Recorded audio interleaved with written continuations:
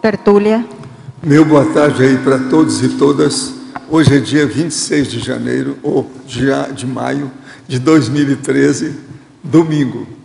O verbete é de número 2669, tem 5 páginas, 47 e 49 logias e 11 máximas.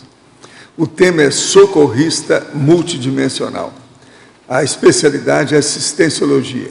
Quem redigiu o verbete é o nosso professor Jânio, que está aí muito bem acompanhado, com um trio aí de assessores. Vocês estão socorrendo o socorrista, é isso? Definição.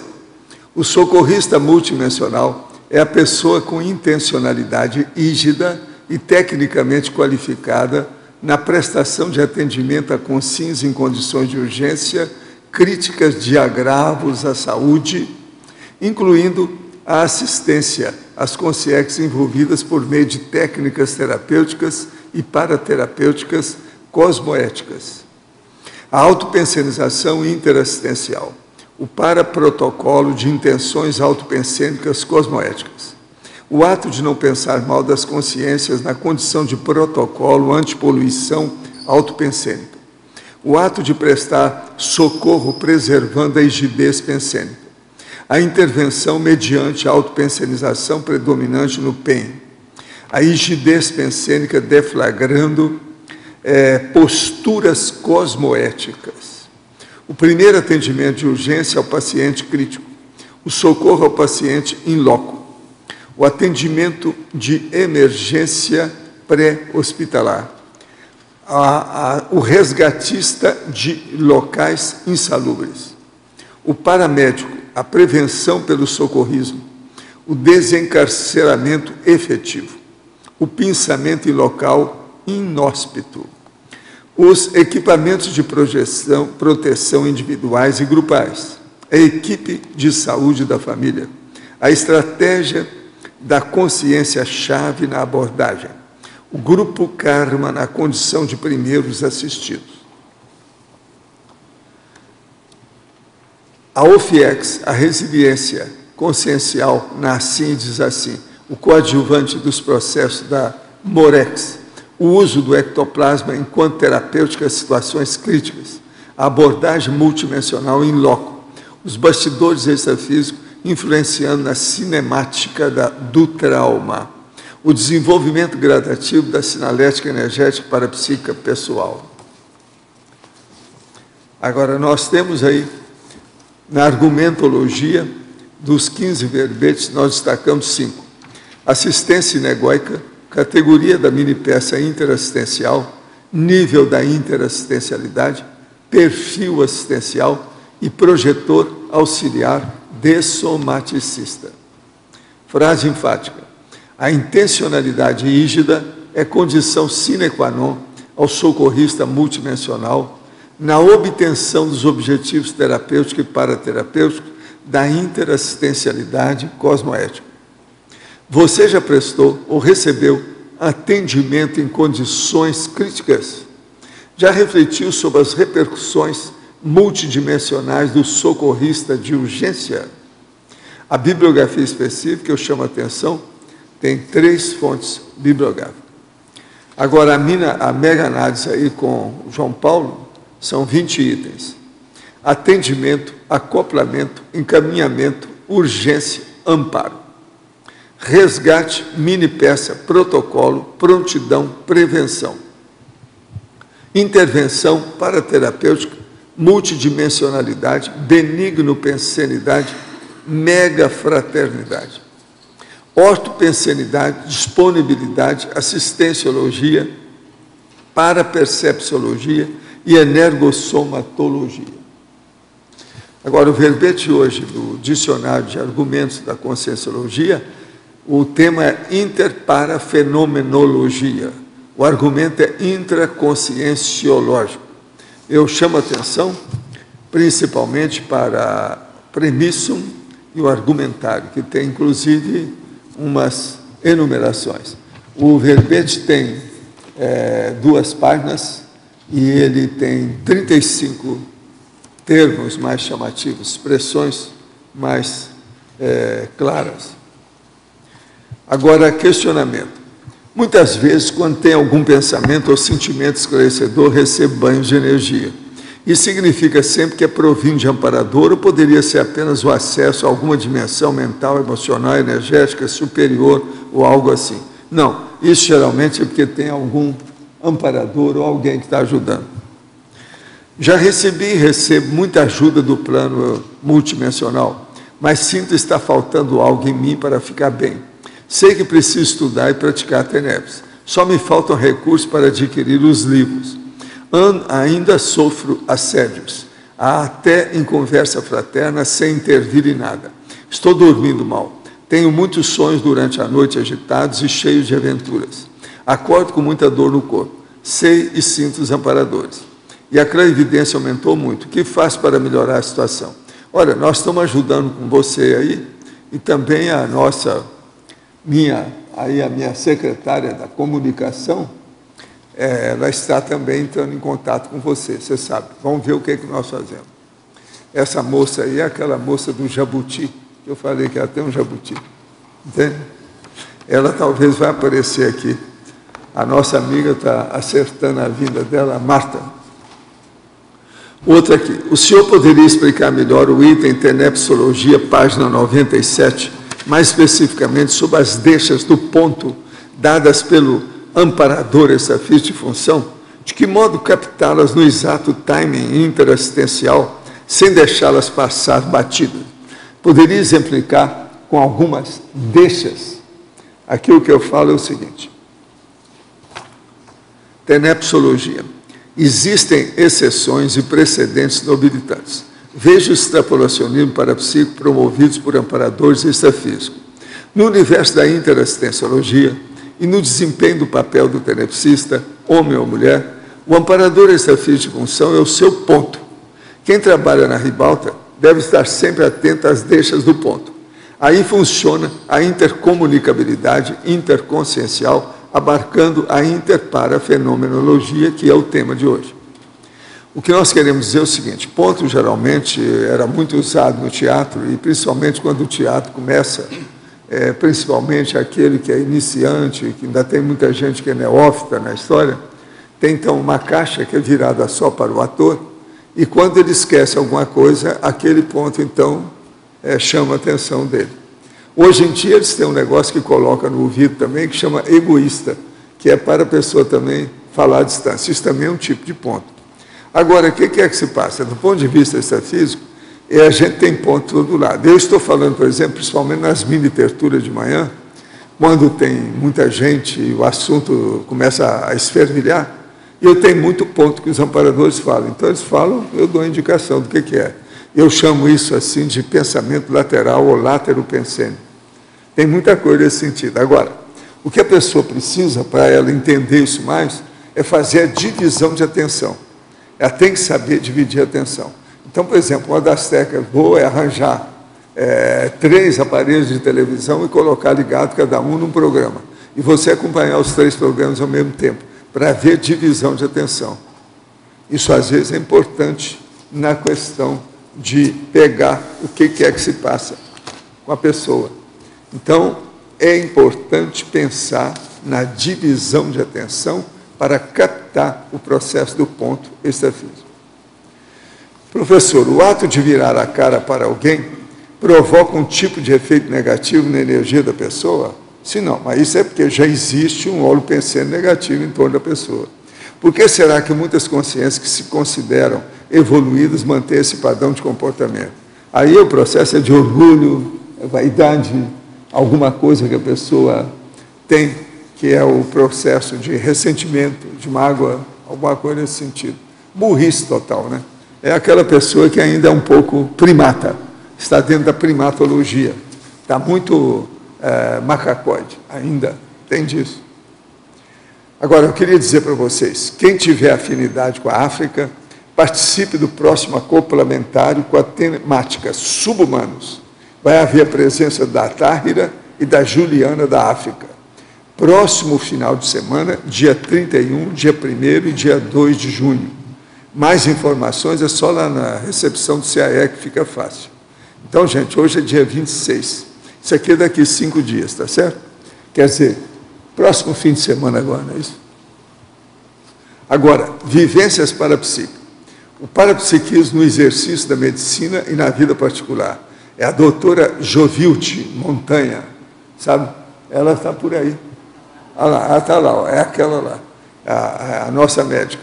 Agora, temas principais: identificação da PROEX, atuação com o amparador, extrapolações evolutivas, vivência de parafenômenos, paraconexão assistencial, comunicação interdimensional. Ela trabalha com a CIP. Veja bem o que é que tem, que isso aqui é muito sério. Nós contamos com vocês para ver. A nossa professora Jovilde é fora de série. Ela conhece tudo, sabe tudo. Curso acoplamentário, primeiro laboratório grupal do planeta, dia 31 de maio a 2 de junho, que é o que nós estamos falando aqui.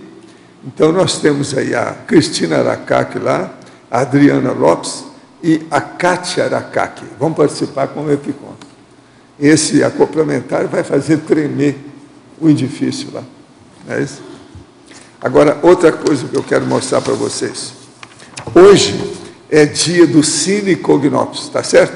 Às 6 horas da tarde. A hora que acabar aqui, algumas horas depois. 6 horas da tarde.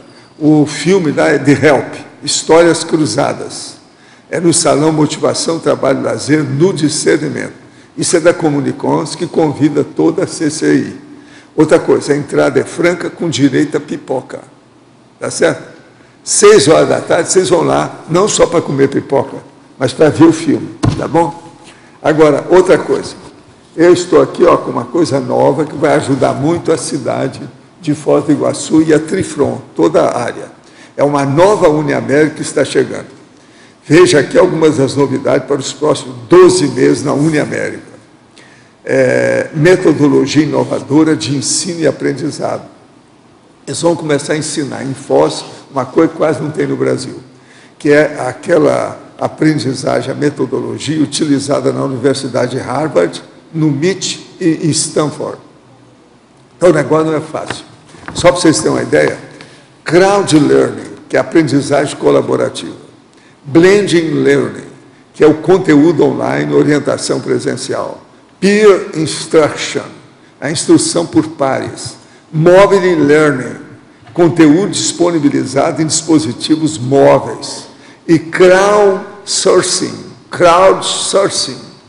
que é o método estruturado para a resolução de problemas. Isso tudo não tem nas escolas do Brasil. É o negócio mais avançado dessas universidades antigas, das maiores do mundo. Agora, tem 2 mestrados que estão trabalhando lá também, que é sério para a pessoa ver. Mestrados interinstitucionais. Também tem os cursos, é um monte deles aqui, são mais de 20 cursos ao todo.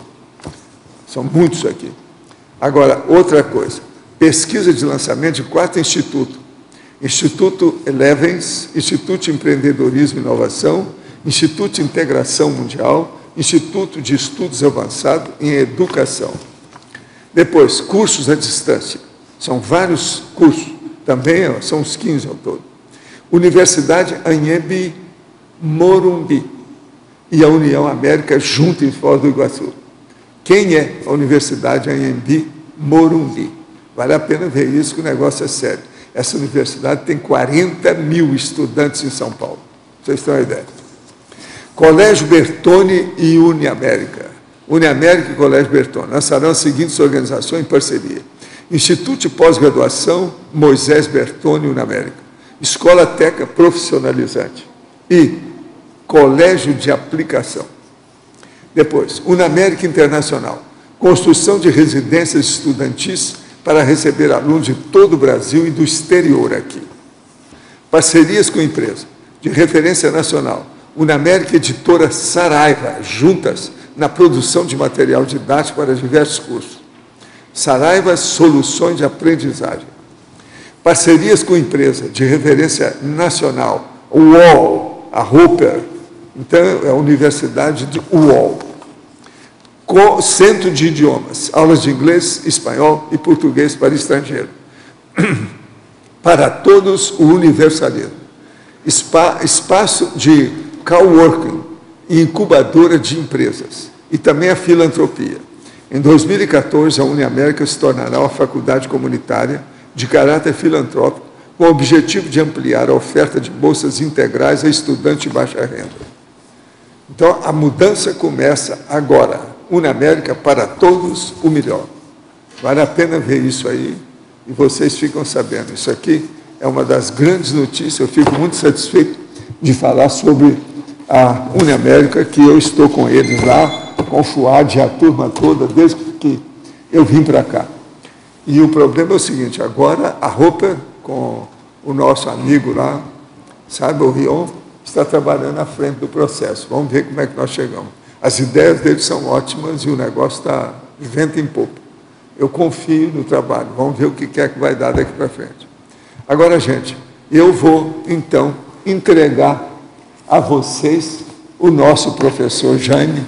Quem é que está com o microfone? Aqui, professor. Aqui. Jaime, por favor, em pensenologia, na página 1, de baixo para cima, quarta linha de baixo para cima, o ato de não pensar mal das consciências na condição de protocolo antipoluição autopensênica.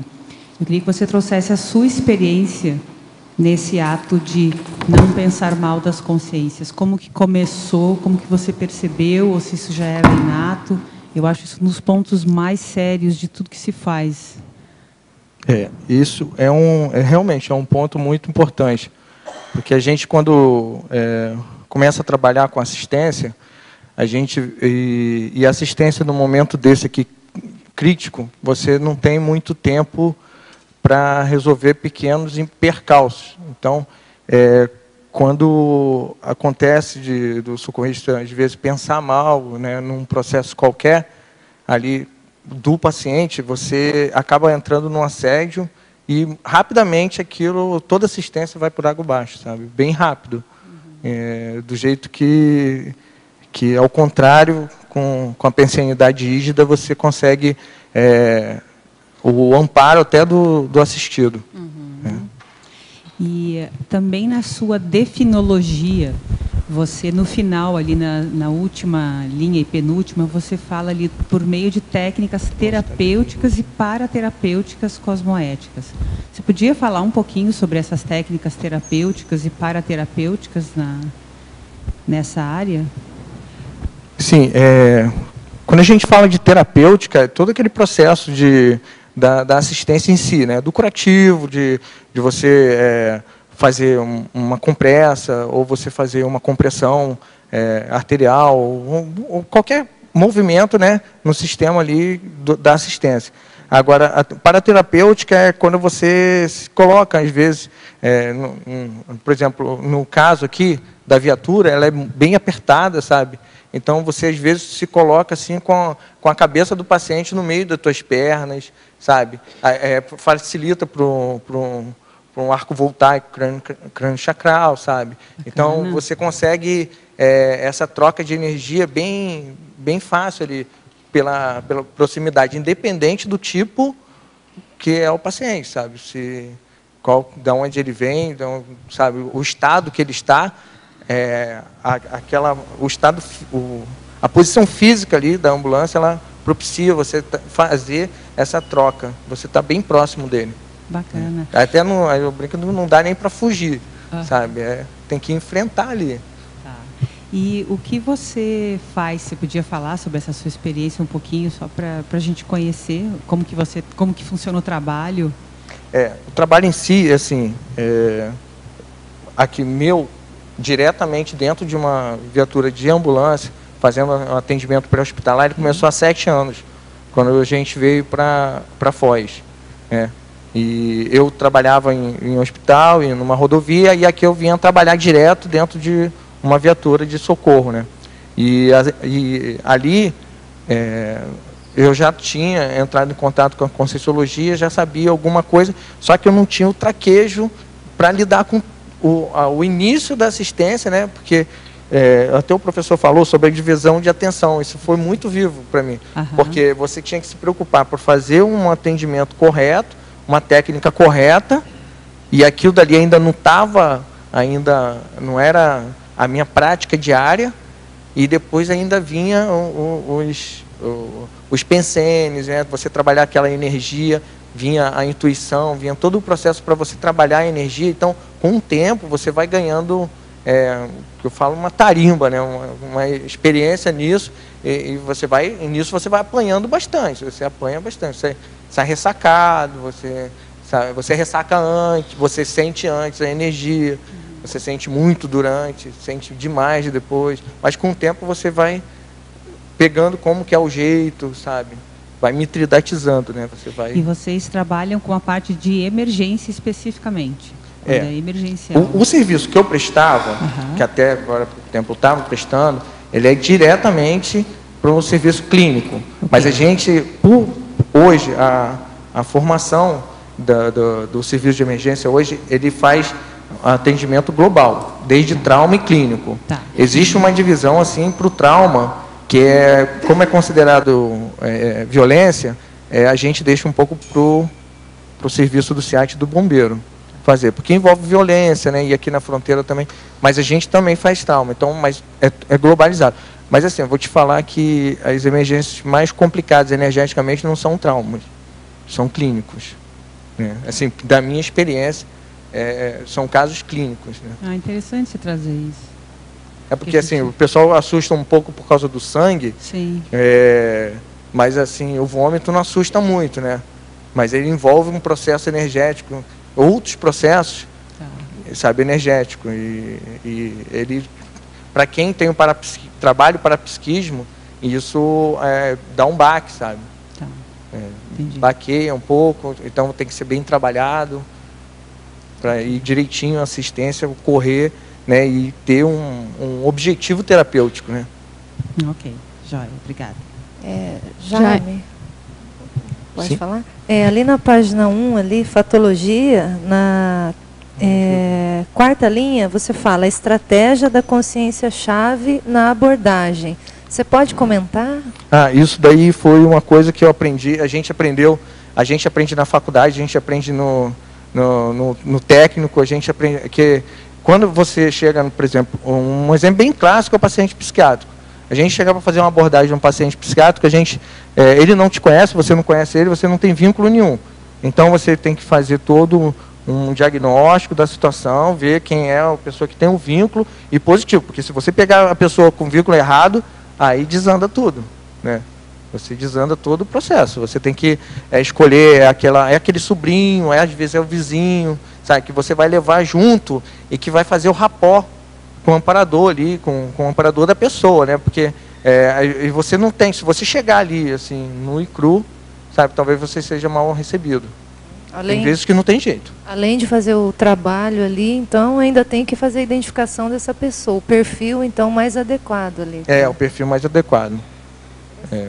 Você tem que achar, já aconteceu assim, de eu achar que foi a pessoa, e realmente a pessoa tinha vínculo, eu acabei envolvendo a pessoa num processo complicado, porque o paciente que era psiquiátrico iniciou uma agressão contra essa pessoa. Então, assim, isso tornou uma experiência, porque ficou vulnerável. Então, aí nós já passamos a fazer diferente. Né? Se aproximava, mas nem tanto, sabe? Mantinha uma certa distância para segurança. Jaime, Tânia Guimarães, aqui em cima no ar. Sim, Tânia. Tudo bom? Tudo bem. Na primeira folha, na sexta linha, no finalzinho da quinta linha, as equipes de brigadistas. Você pode falar um pouco? E também, primeira folha. Na primeira folha? Página 1. Sim. Aonde? Na penúltima, as equipes, no finalzinho de... Fenomenologia? Não, de fatologia. As equipes de brigadistas. Sim, as equipes de brigadistas, por exemplo. E fala a importância para o socorrista multidimensional. As equipes brigadistas, assim, a gente fala, o tema fala sobre o socorrista multidimensional, mas a equipe de brigadista, ela é a equipe que está ali no local. Por exemplo, você tem um shopping, você tem uma grande empresa, você cria um grupo de brigadista que é feito pelo bombeiro. Claro, aquela coisa de sair, você cria uma preocupação com aquele grupo, que aquele é um time de resposta, praticamente, igual de um hospital. Ele é um grupo especializado para fazer evacuação daquele local. Então, ele tem que ter... Você pega uma pessoa que é um leigo, não tem treinamento... É isso que eu ia perguntar, é leigo, né? Ele é leigo, ele não tem treinamento. Você dá um treinamento para ele básico de evacuação. Só que, na hora da evacuação, ele vai ter contato com o paciente. Tá. Ele provavelmente vai ter... vai servir de apoio para nós da equipe especializada. Certo? Ele vai ter que levantar, erguer, baixar, levantar a tábua, descer a escada, porque várias coisas a gente não consegue absorver em momentos críticos, tipo de múltiplas vítimas, né? Quando você tem um atendimento para múltiplas vítimas. Então, você tem que ter essa equipe, e essa equipe, eu acho interessante que você pega um leigo, né? E você treina ele, você capacita ele, você desperta nele uma preocupação com o outro. Sai dele o foco. Você mexe com aquela pessoa. Você acaba... Tem pessoas que viram brigadista, daqui a pouco está fazendo técnico de enfermagem, está fazendo uma faculdade, está procurando uma linha de assistência, sabe? Sim. Tá.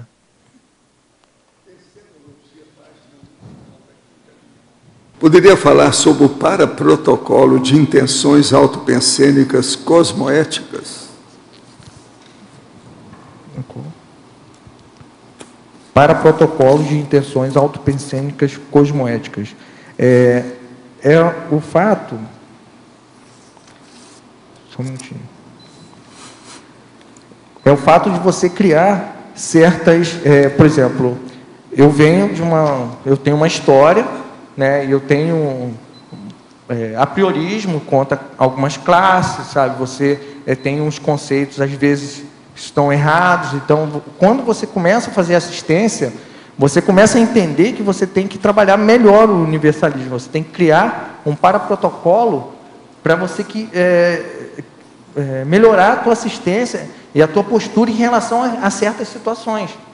Né? A situação do drogado, a situação da pessoa que é alcoolizada, a preocupação da pessoa que tem uma ferida, não quer se tratar, sabe? Você tem que criar um paraprotocolo para que você não pense mal, você não pensinize de uma forma negativa, e você não vai ajudar aquela pessoa daquele jeito, né? Você tem que criar um jeito de operar que você dê liberdade, que você trabalhe melhor a liberdade com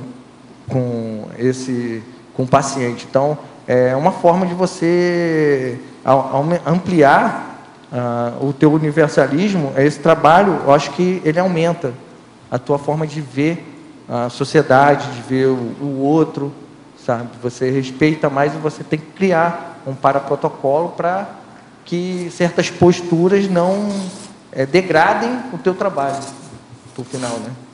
Fatologia, página 1, quarta linha. Como funciona no dia a dia da nossa prática socorrista?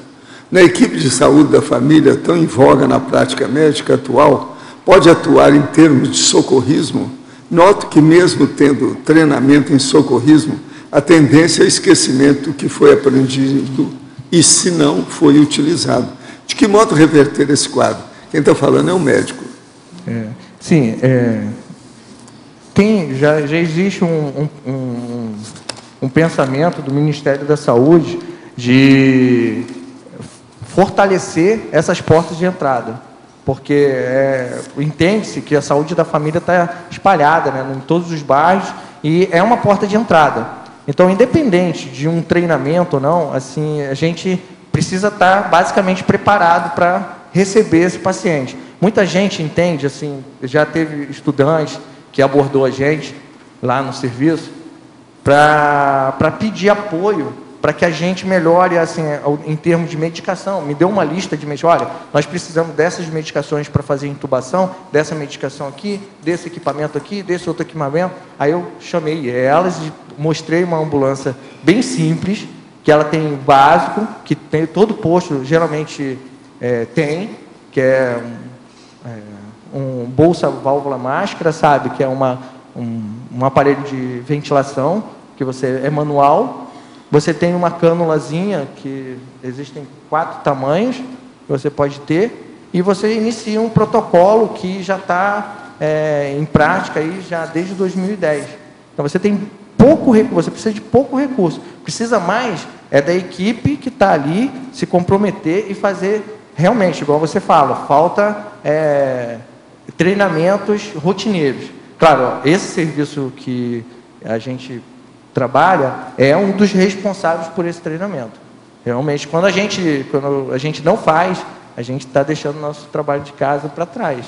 Realmente é o serviço de atendimento móvel de urgência que ajuda essa população a treinar essa equipe para estar preparada para atender. Mas assim, não é nada muito, não precisa de muito equipamento. Com muito pouco, você inicia assistência.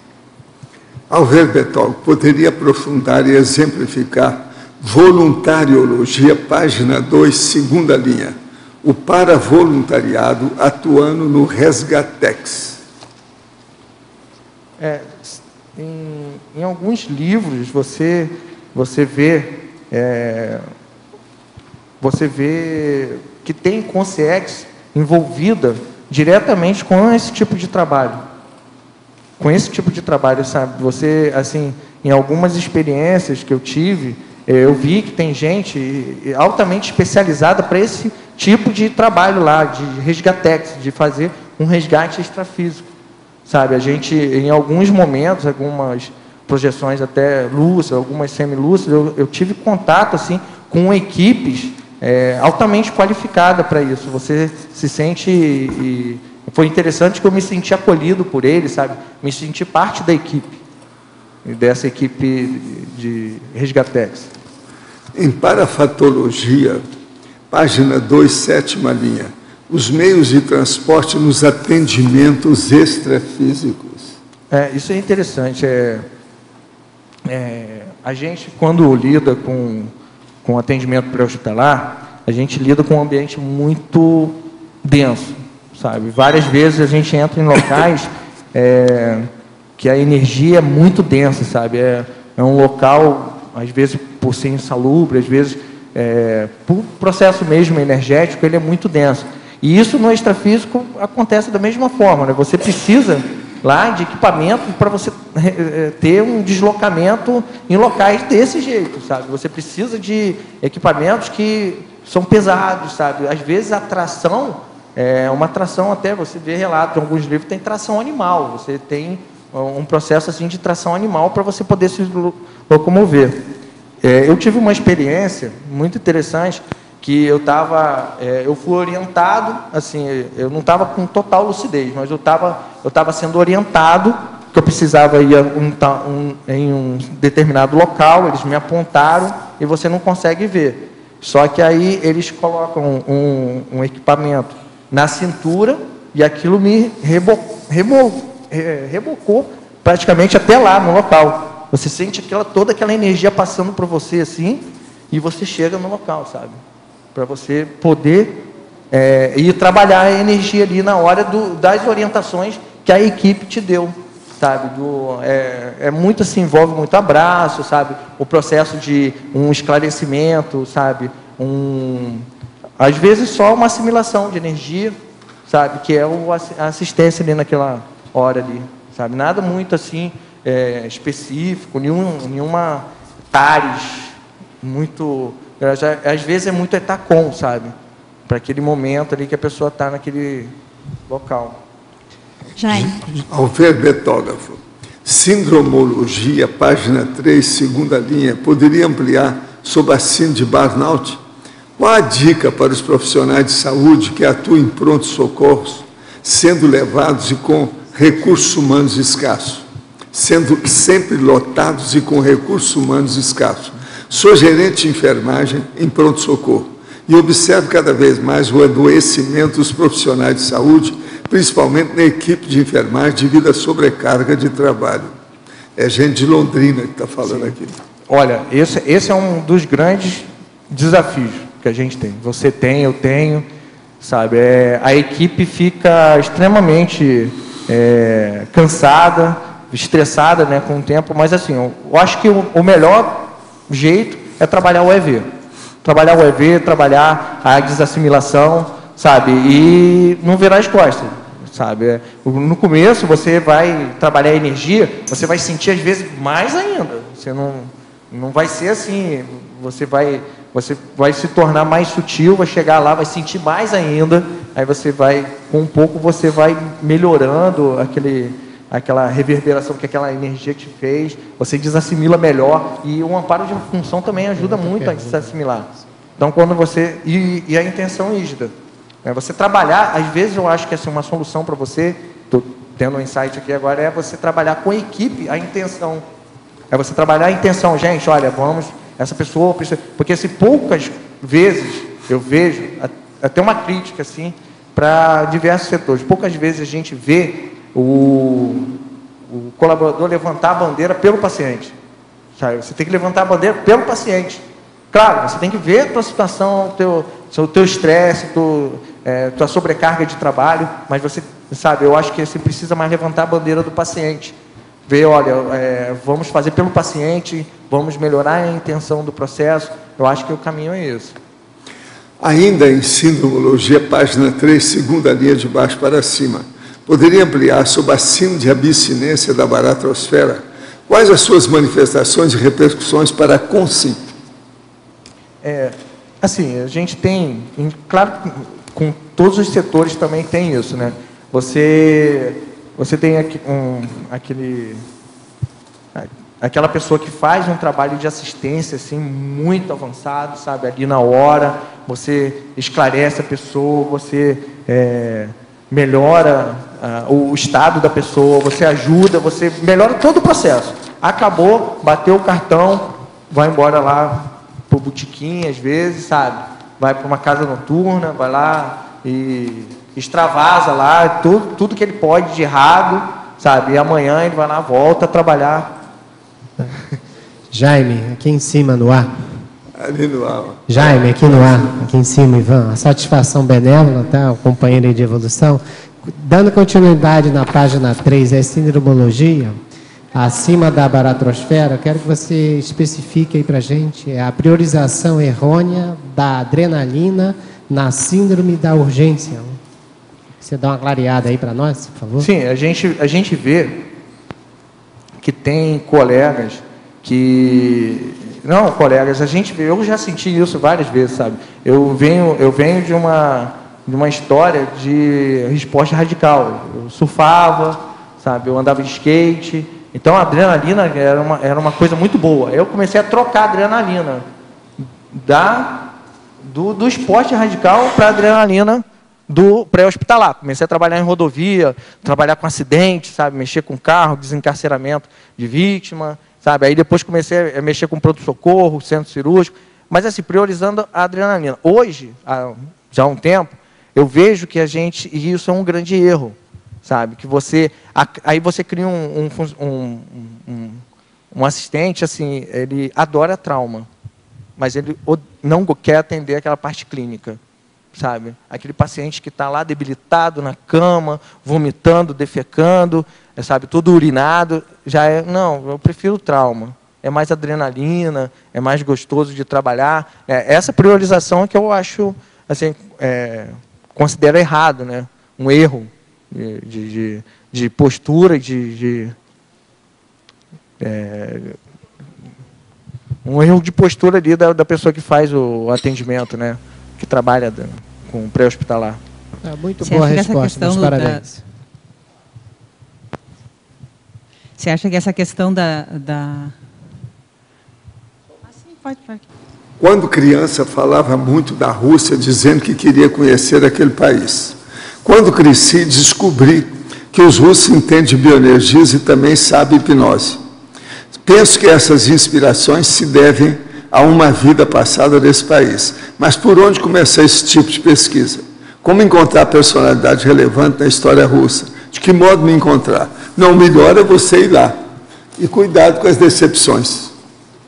Agora, alverbetógrafo, a você. Pode falar sobre a percepção de amparo pessoal durante os atendimentos e dicas de como proceder com o paciente?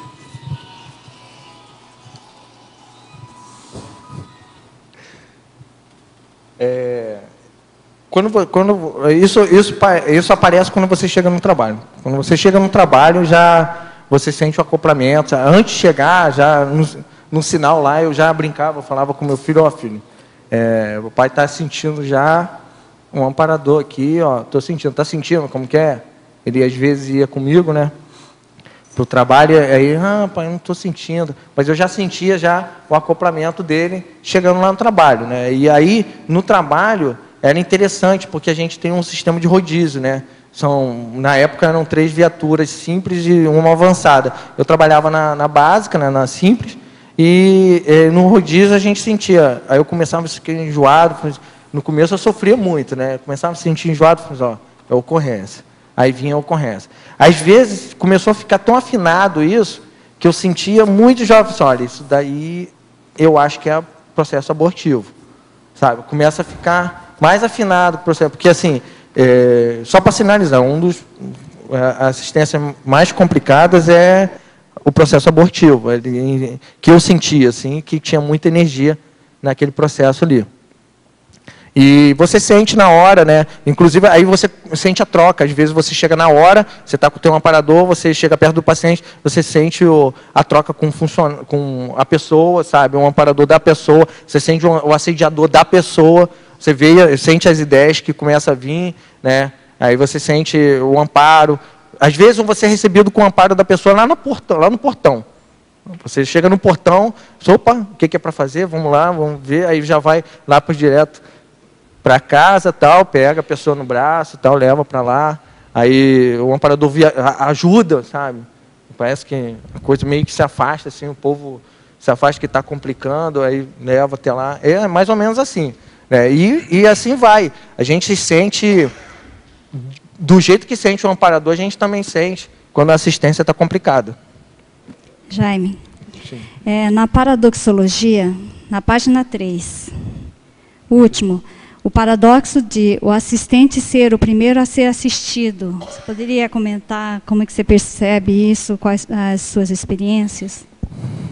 Eu considero que, assim, muito antes de eu começar a fazer alguma coisa para ajudar alguém, eu já estava sendo assistido. Muito antes. Muito antes.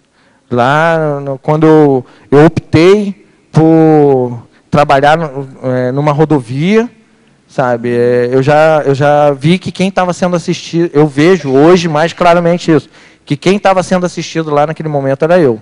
Aí, com o tempo, você vai se especializando. Quando você chega a assistir, você já foi assistido já há muito tempo, você já vem sendo, sabe, ajudado dentro do mecanismo da assistência já há muito tempo antes disso. Jaime. Poderia especificar melhor essa assistência que você recebeu?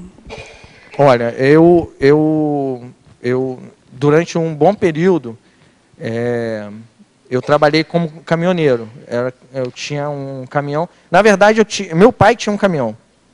Ele infartou, eu tirei o caminhão dele, porque ele queria trabalhar com caminhão. Aí, não, deixa comigo, deixa eu resolver. Aí eu mudei, melhorei e tal, mas uma melhoração assim, sabe, que eu acabei fugindo, porque quando aos 22 anos, isso com 17, né, 18 anos, eu tirei a carteira, já tirei o caminhão dele. Com 19 eu abri um açougue. Aí eu fechei o açougue. Aí depois eu peguei o caminhão de volta. E eu comecei a trabalhar com isso. E com o tempo, eu trabalhando com isso durante um bom tempo, eu falei, não, tem que mudar esse processo, tem que mudar isso daqui. E eu enrolei, quando eu cheguei com 22 anos, eu queria fazer enfermagem. E uma pessoa, sabe, muito influente assim, no meio médico, porque era muito próximo a mim, que não é a minha irmã, sabe, que não foi ela, chegou para mim e falou, olha, eu tenho uma clínica, eu trabalho com os enfermeiros, eu pago tanto, você vai querer fazer enfermagem? No que você ganha 3 vezes mais? Aí eu comecei a pensar bem, tinha um filho, tinha família, eu falei, não, deixa para depois. E eu deixei para depois, para 10 anos depois, que aí eu fui fazer realmente um curso superior. E nessa virada, eu percebo que eu fui assistido quando eu decidi mudar. Falei assim, não, peraí, vou largar isso aqui, vou entrar para a rodovia, e comecei a entrar no mecanismo da assistência. Porque eu percebia, porque ali na rodovia a gente trabalhava ajudando, sabe? Não diretamente só no acidente. A gente era o socorro da rodovia inteira. Aí eu trabalhava até dentro da sala de controle lá. Então você via desde o acidente até um pneu furado, tudo. Fazia. E eu comecei a sentir dali o mecanismo de assistência. Senti que você ajudava e você tinha um retorno, aquilo te gratificava, te dava gás para você ir para frente, sabe? E aí eu fui sentindo que tinha uma motivação e conversando com a Regina, com o Júlio, comecei a entender um pouco o processo. E aí eu senti que realmente o assistido aqui foi eu. Sinto até hoje que existe resgate meu. Porque eu sei que eu tenho potencial, eu sei que eu sei que eu ainda não faço nenhuma parte do que eu sou capaz de fazer, sabe? Porque está ainda nesse processo de resgate, sabe? De resgatar resgatar capacidade de enfrentar, discernimento, sabe? Então, sim, eu considero isso. Jaime, aqui no ar, Alan aqui. Primeiro, te parabenizar pelo tema, eu acho que é muito oportuno, é muito bacana ver isso, eu fico muito contente, porque eu tenho uma formação também de socorrista de muito tempo, e vejo aqui no teu verbete que você coloca essa experiência tua com relação ao cotidiano, tá, daquilo que você faz, que é de socorrismo, que é do atendimento aos eventos críticos. A gente fala atendimentos em saúde, de eventos críticos, mas na realidade você acaba fazendo uma série de outras coisas, porque ali naquele momento, e eu trabalhei muito com isso, você é desde o psicólogo, o irmão, o amigo, né? E às vezes essa tua intervenção é que faz a grande diferença nesse atendimento crítico. Mas você colocou aqui na parafatologia, que acho que já até foi falado, mas não no enfoque que eu queria que você desse, os resgates extrafísicos enquanto continuidade dos atendimentos diários, né? O que eu queria que você colocasse na tua experiência? É a questão da desrepressão parapsíquica, o quanto o nível de conhecimento que você teve, de estudo, de socorrismo, né, dos atendimentos realmente intrafísicos, ou seja, você saber atender um queimado, você saber atender uma parada cardíaca, saber atender uma pessoa que foi eletrocutada, você atender uma pessoa que torceu só o pé, o quanto isso desreprimiu parapsiquicamente, você já até pincelou isso aí de alguma maneira, o teu nível de interassistencialidade. Porque o que a gente vê, até nós estamos juntos aí, junto com o Ivan, na criação de um curso de socorrismo para a CCCI, é que as pessoas que não têm esse conhecimento, às vezes se esquivam, né, e não prestam a assistência que poderiam fazer, e com isso deixam de também se assistir, né, de ter capacidade de prestar essa assistência e da interassistência que advém disso daí. Então, eu queria que você colocasse essa questão do nível de desrepressão parapsíquica que isso trouxe para ti, enquanto esses conhecimentos, entende? Uma coisa que acontecia, e hoje está um pouco parado porque eu saí de dentro das viaturas, né? Eu estou na parte de educação lá no sistema de emergência. Mas aí, o que acontecia muito, eu fazia assistência para aquele paciente, e tem paciente que a gente assiste várias vezes, né? Você sabe que tem aquele paciente crônico que tem CIAD ou tem alguma doença crônica, e a gente trata direto. Então, às vezes você faz o atendimento e você volta para casa, acabou, você se projeta, tá lá, volta lá na pessoa lá, termina de fazer alguma coisa, sabe? Teve casos que eu levei o paciente, fui embora, voltei para o pronto atendimento, sabe? Estive lá no ambiente do pronto atendimento, e o pronto atendimento é um ambiente assim... Projetado, né? Projetado, depois, voltei, né? Projetado lá, sabe? E assim, eu vi o ambiente extrafísico do pronto atendimento, o negócio é barra pesada, o negócio não é brincadeira não, sabe? E você vê, e às vezes você foi só para acertar alguma coisa, ou vai compulsoriamente, sabe? Aquela coisa da volição, né? Você lembra da pessoa, vai dormir pensando, tem que desassimilar bem, para também não se complicar aí. Porque eu estou estudando exatamente a questão do limite da nossa intervenção, né? Você, socorrista, eu como assim, médico. Em relação ao que você falou do conhecimento, fazer um intercâmbio, é interessante isso, porque quando você entra em contato com um queimado, você entra em contato com a pessoa que está no processo de aborto, você faz um tipo de uma assimilação energética que aquilo dali perfaz tudo, sabe? é assimilação extrafísica, não é só intrafísico. Você, quando você vai deitar, você já se predispõe, né? Fala assim, ó, vamos lá, estou com bastante energia, usa aí, sabe? E aí você se predispõe, eles te chamam lá para você trabalhar. E você sente que é a energia de uma gestante, você sente. Às vezes o lá leigo no ele tem uma extrafísico. ideia de que a coisa é muito separada ali, né? Você faz uma intervenção intrafísica, é o remédio, aquilo, aquilo não, outro. E não é, a não, coisa ela é faz. realmente... E tem que ser encarada de uma maneira multidimensional, como é o tema realmente do teu verbete, né? Porque senão você não consegue... Assim, ó, quando eu falo que tem aqui cinemática do trauma, a cinemática do trauma é todo aquele visual que fica o carro, depois, quando você vê um carro todo amassado assim, você fala assim, nossa, esse cara morreu. Né? Isso é a leitura que você está fazendo, é a leitura da cinemática do trauma.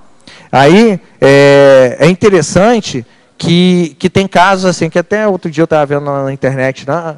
Um carro todo amassado, com 4 óbitos dentro, né? E uma criança lá, ilesa, no meio. Né? Então, assim, tem uma intervenção ali na cinemática do trauma. Porque se você vê uma câmera dentro, já fizeram vários, estão terminando agora do avião, né? Hoje vai passar do avião, mas já fizeram diversas ônibus com criança. Como que a criança bate no ônibus, você fica assustado, parece pipoca, sabe? Assim, você batendo. Então, não acontecer nada e um carro que perdeu o teto todo e teve laceração múltipla, sabe? Existe muita intervenção, intervenção do extrafísico para ajudar e para prejudicar também. Jaime, voltando à questão um pouquinho da adrenalina, eu ia te perguntar se você acha que os socorristas e o profissional da saúde, de maneira geral, eles preferem o trabalho, ou alguns preferem, né, por questões da adrenalina decorrente do desafio? Por que você acha que isso... Olha, é tudo um pouco, porque assim, se você entrar nesse meio especificamente de atendimento pré-hospitalar, você vai ver o perfil do cara, um cara sarado, gosta de fazer rapel, sabe, gosta de se arriscar, entrar lá e vamos fazer, sabe. Aí, com o tempo, você vê que o profissional ele vai mudando o perfil. Ele vai, sabe, ou ele continua. Assim, eu não me posiciono contra totalmente. Eu falei aqui, eu sou contra isso para mim. Sim. Eu acho que isso não serve mais para mim. Sabe, eu não curto mais essa coisa de trabalhar com adrenalina, mesmo porque não faz bem para mim. Agora, tem colega que trabalha muito bem assim, sabe? É extremamente eficaz. Efetivo mesmo, para esse tipo de atendimento. Aí você vai falar assim, pega quanta gente que ele já ajudou. Consegue tirar disso? Eu acho que pode ser um pouco diferente. Mas eu acho que... Interessante. Que assim, para mim não vale muito, mas tem muita gente que faz uso disso. Agora, talvez pela própria experiência, o profissional vá mudando um pouco, né? No início o desafio e depois, com o tempo, a assistência vai aparecendo, o próprio resultado do trabalho dele vai aparecendo e aí vai ficando, muda a visão assistencial, vai ficando mais eu acho que assim, é muita coisa de maturidade, né? Assim, não tem como você cultuar a adrenalina depois dos 50, 45, sim, sabe? O corpo já não vai responder igual. Mesmo que você faça, começa a ficar... Você começa a ficar incoerente, claro, sabe? Você pega uma experiência, vê que você pode fazer outras coisas, sabe? Você começa a entrar num outro tipo de assistência. Para esse local é diferente do esporte, né? Claro. Deixa eu só te perguntar uma outra coisa que você falou há pouco tempo também, sobre a questão da liberdade. Você disse que você tem um paraprotocolo para conseguir lidar com as pessoas, por exemplo, que precisam tomar um remédio ou precisam ser tratadas e elas não querem. Então, é interessante pensar sobre essa questão da liberdade. Quer dizer, até que ponto a gente gostaria que a pessoa se tratasse, insiste... Não, isso é tratado em alguns pontos aqui, por causa da liberdade que você tem que dar. Eu cheguei num paciente, lá na Praça Getúlio Vargas, lá no centro. Foi chamado porque a família estava desesperada, sabe? É um paciente psiquiátrico. Não, leva ele porque ele é usuário de droga, ele está lá, sabe?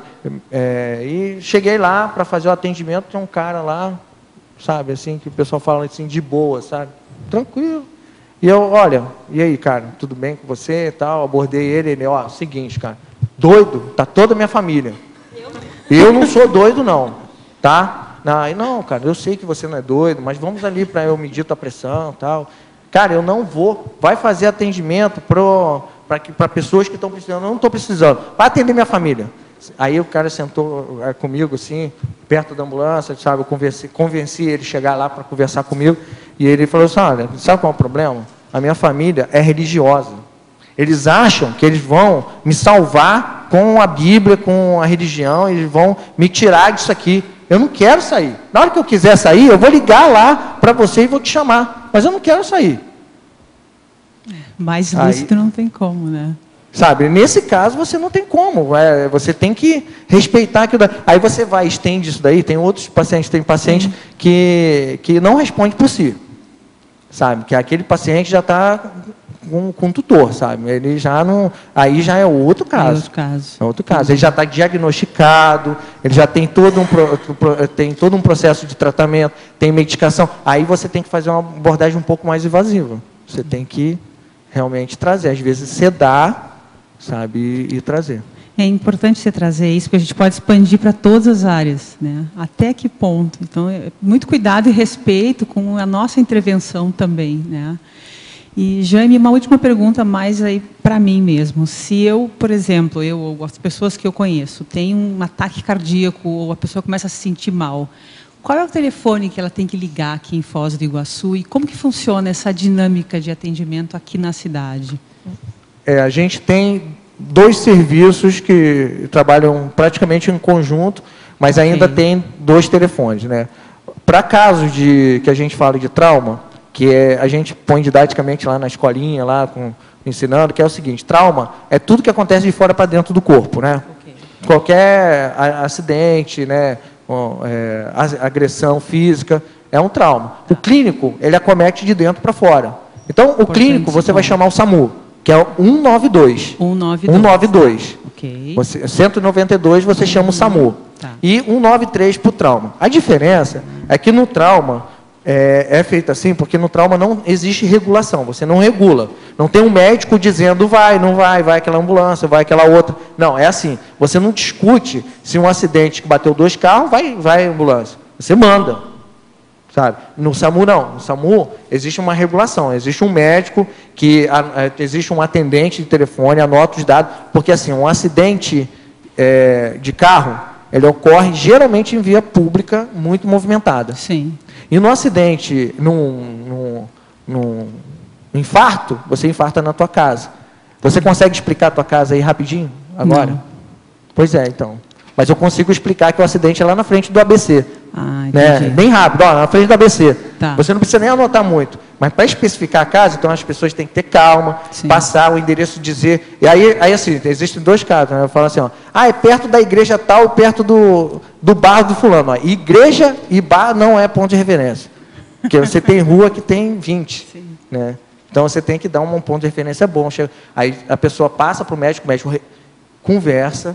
Aí ele tem uma ausculta qualificada. Ele vai lá escutar a pessoa, vai ver o que ela tem, se ela toma medicação. Se é um caso de urgência, assim, a pessoa não está respirando, aí tem um processo mais rápido, sabe? Só pega o endereço rapidinho, já passa para o médico já está falando, o radiooperador está ouvindo, e eles já estão enviando uma viatura. Por isso que tem que ser, assim, para a CCCI, a gente está até bolando, né, igual o Alan falou, um treinamento para a gente botar uma ideia mais ágil para isso daí. Tá. Pra esse tipo de... A gente, claro, tem os problemas. Você fala assim, mas não quis mandar ambulância, ou demorou para mandar. Olha assim, a gente tem que entender que, a partir do momento que o médico conversou, ele está se responsabilizando quanto aquilo, sabe? Você tem que entender que existe um profissional médico atrás ali do telefone, e o que você tem que fazer é não esconder as informações. Ser bem claro. Tá. Sabe? Bem claro, inclusive em relação ao quadro. Se você souber passar o quadro de uma forma assim, mais detalhada, vai clarear, vai ser então, melhor. só repetindo os telefones, é 192. 192 para o SAMU, SAMU. para o clínico, Ok. e 193 para o trauma. Ok. Jaime. Obrigada. Aqui no ar. Cirla, aqui no ar. A gente observa, então, que as pessoas dramatizam muito, né, na questão da assistência, tem que prestar um socorro rápido, né? Que dicas que você dá?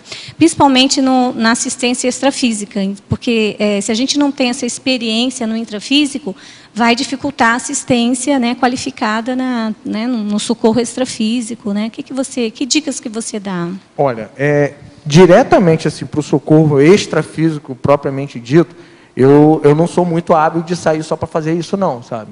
Eu falo assim, inclusive aqui, para o socorro intrafísico com a repercussão extrafísica. Eu dou essa mão. Claro que assim, você com uma profissão dessa, você vai se predispor, você vai ter eventos, sabe? Mas hoje, com o nível assim, de lucidez que eu não posso ser muito preciso em relação a alguns fatos extrafísicos, sabe, que aconteceram. Eu tenho anotado, eu tenho, sabe, alguns experimentos bem interessantes, mas não é nada assim que eu possa te dizer com toda certeza por causa do nível de lucidez. Porque tem muita coisa que a gente faz por causa da nossa energia, da energia lá do socorrista, fala assim, não, vamos usar a energia dele, não vamos usar uma energia lá do administrador para fazer uma assistência para uma pessoa doente. Às vezes é diferente, né? Às vezes ele precisa daquela energia específica lá. Sim, né? Eu vejo que está sendo utilizada a minha energia para aquele determinado, mas eu poderia qualificar melhor se eu tivesse assim mais lucidez, mais preparo. De repente, eu acho que isso é levado do intrafísico.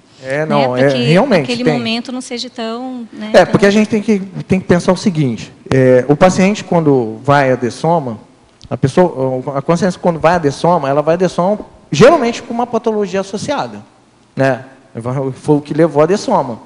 Ou um acidente de carro, uma coisa. Então, aquilo está atrelado ainda ao psicossoma durante um bom tempo. Então, eu acho que assim, existem alguns trabalhos que são feitos em relação a isso aí. Se você tem um traquejo para isso, por exemplo, o caso de psicote pós-dessomado, por exemplo, mãe gestante, eu acho assim, eu vi alguns casos que são bem complicados, sabe, de você estar lidando, porque são duas consciências, sabe, tem todo um processo de afinidade, de rejeição, de assimilação, né? Então, se você tem um rapport, tem um trabalho, já trabalha em alguma área assim, que você lide com o gestante, claro, você vai ter esse uso, né? Vai usar a tua energia. A atuação que nós fazemos aqui intrafísica, ela também tem uma repercussão até na prevenção, na profilaxia, ou até no tratamento de parapatologias do psicossoma da pessoa. Né? Porque, veja bem, se você está tratando um paciente aqui, mesmo no agravo, um acidente, teoricamente, uma coisa inadvertida que aconteceu ali e tal, que está levando aquela pessoa a dessoma. Mas a tua intervenção já pode ser primeiro o tratamento de uma dessoma inevitável que vai levar a pessoa a ter uma psicose pós-dessomática, né? E você ali, já com aquele primeiro tratamento, você pode estar atenuando até algumas parapatologias. Então, eu entendo assim. E nesses casos mais crônicos, também, isso é muito verdadeiro, ou seja, aí é que eu estava falando da questão do limite da intervenção, que ela até colocou, até que ponto nós temos a parapercepção, né, que eu acho que isso que é o mais importante, de saber onde nós vamos parar de atuar para manter aquela pessoa viva, por exemplo. Esse sempre foi o meu dilema. Tem isso daí, inclusive, se você for procrastinando demais, levando demais, você vai criar um problema para o extrafísico. Sim, sabe? Mas aí, por exemplo, em contrapartida a isso aí, existem os casos em que você... recentemente eu até estava no pronto-socorro do Costa Cavalcante, um apresentador de televisão que está aí apresentando, voltou. Você sabe que o protocolo você tenta fazer algumas intervenções. Ele teve uma parada cardíaca por uma isquemia aguda coronariana, 43 anos. E eu fiquei em cima do paciente lá. E eu fiz 8 intervenções. Passei de 15 minutos. Mas a minha parapercepção me indicou que eu tinha que investir devido ao quadro do paciente. No final das contas, Jaime, o paciente não tinha nada nas coronárias, ele teve, por causa de um espasmo coronariano, um pretenso infarto agudo, foi para o CAT, não tinha nada, e uma semana depois foi embora para casa.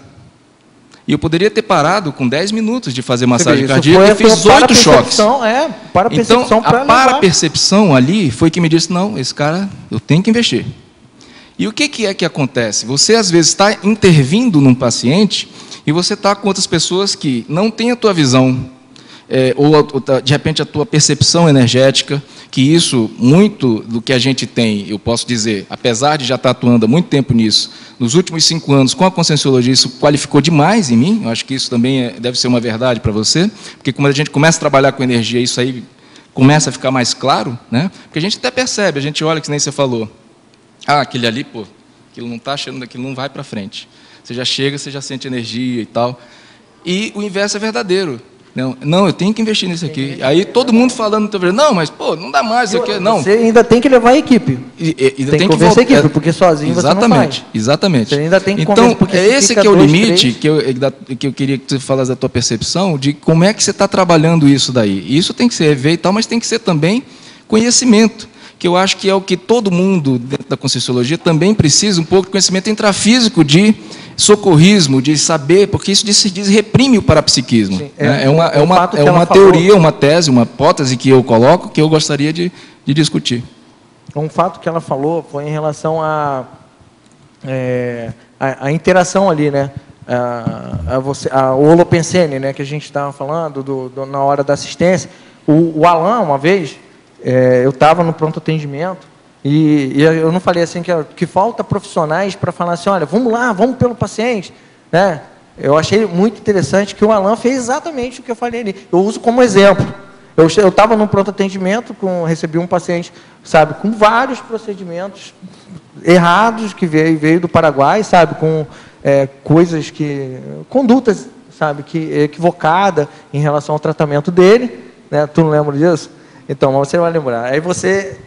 Nós botamos ele para dentro, né, porque tem todo aquele processo do Paraguai, sabe, aceitar, não aceitar, nós botamos ele para dentro, não, vamos resolver aqui. Começamos a fazer assistência, só que a equipe fica meio assim, não, é do Paraguai, como que é? A carteira, sabe, não sei se era verdadeira, você vê aquela xerox assim, bem, sabe, aquela coisa assim, mas é um ser humano.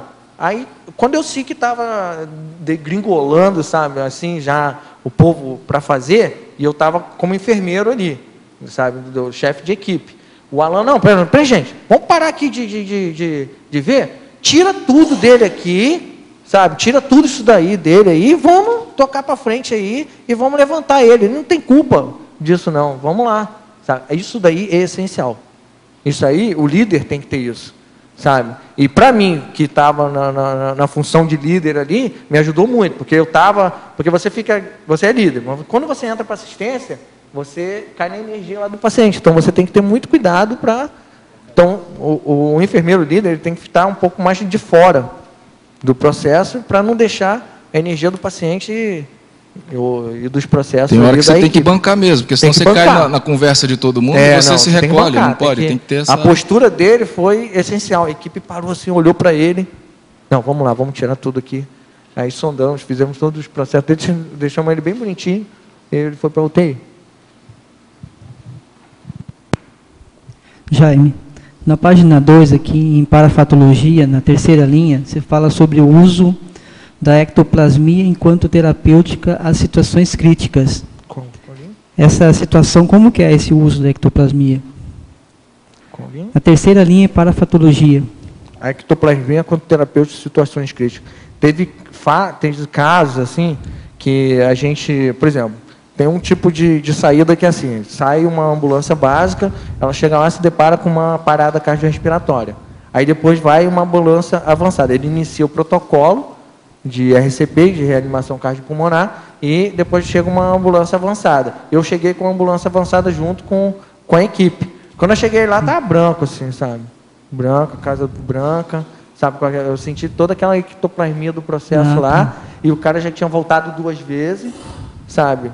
E, assim, voltar de uma RCP, só quem já fez mesmo sabe como que é emocionante, sabe? É melhor do que pular de paraquedas, sabe?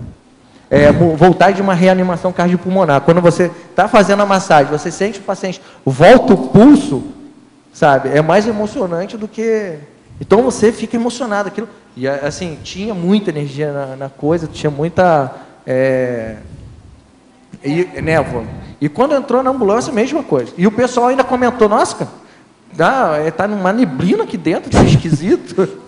Sabe? E o povo comentando isso, né? Realmente, assim, estava muito cheio de ectoplasmia. E eu acho que isso é muito importante. Tem casos, às vezes tem locais, tem tipo de assistência que você precisa disso para intervir.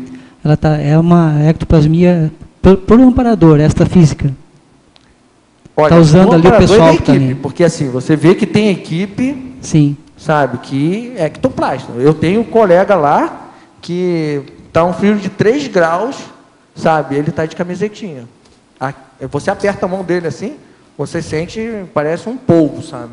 Coisa, muita energia, você sente que ele tem muito, para dar muita energia de ectoplasma mesmo, sabe? Sim. Você vê na assistência, quando a gente trabalha junto, você percebe. Só que se você não vê, ele não tem essa percepção. Mas ele trabalha. O que ele toca, ou quebra, ou conserta. Ele forma. De vez. Forma campo. Ele deforma. Tem mais uma pergunta aqui na Interaciologia, na página 3. A interação com SIM, socorrista, central astrafísica de energia.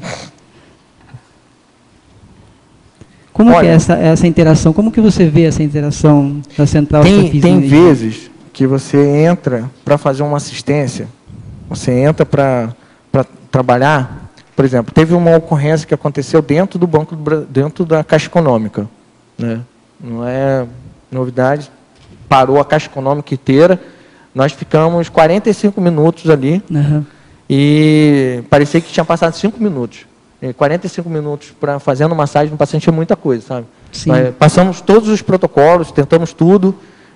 Inclusive, a gente parou de fazer droga e o paciente ainda fazia um gasping, porque ele fazia ainda pela droga, pela massagem toda, sabe? Ele fazia uma respiração agônica ainda, mas não tinha mais jeito. A gente parou, mas a gente percebia que tinha muita energia aplicada ali naquele processo, sabe? E não tem cansaço, não tem nada, tem muita energia. Assim, a teoria é que para vários tipos de trabalho, há uma interligação com a central astrafísica de energia. Você sentiu uma alteração física, então?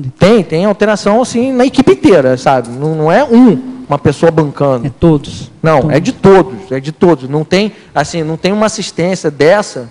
Já tem outros exemplos para isso daí. Mas não tem uma assistência dessa que um ficou fora. Um cruzou o braço. Não. A equipe inteira está. Aí depois, quando acaba, rebote. Cai todo mundo. Sabe? Quando chega lá na base, cai todo mundo para a cama. Porque o serviço pré-hospitalar, só falando assim, cai para a cama, porque, só esclarecendo, no serviço pré-hospitalar, é lei, é obrigado pelo Ministério da Saúde a ter cama, televisão, ter todo um conforto para ele, porque o trabalho do pré-hospitalar não é o tempo todo. Sim. Ele fica em prontidão. Desgaste de uma vez só, né? E o desgaste é muito grande.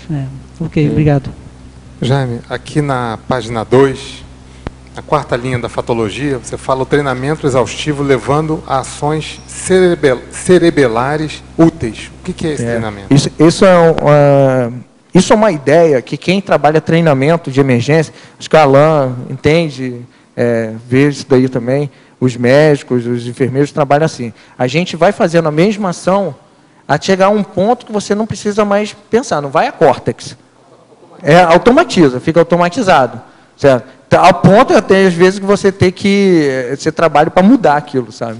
Então fica automatizado. Então algumas coisas, vou dar um exemplo.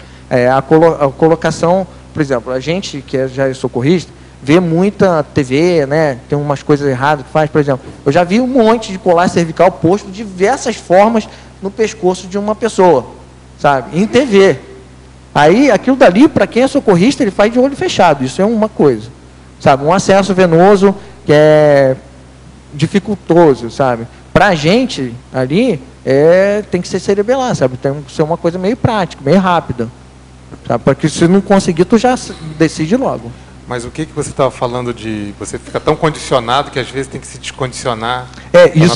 Isso daí às vezes assim, a gente tem até trabalho, tem colegas, tem assim, fala assim, é difícil mudar um profissional que já está engessado naquele processo, né? Tem coisas, então assim, por isso que você tem que trabalhar esse trabalho cerebelar, né? Essa função. Só que você tem que estar atento para novos protocolos, para novas ações, porque o serviço de emergência, hoje principalmente, ele sai uma linha de tratamento para cada 4, 5 anos. Sabe, o que é hoje ajuda, amanhã já não ajuda. Por exemplo, a reanimação cardiopulmonar, todo mundo lembra, quem tem mais ou menos a minha idade, que era boca a boca. Eu tenho 40 anos. Eu me lembro quando eu era pequeno, eu falei assim, faz boca a boca. Né? Hoje, a massagem cardiopulmonar é só massagem.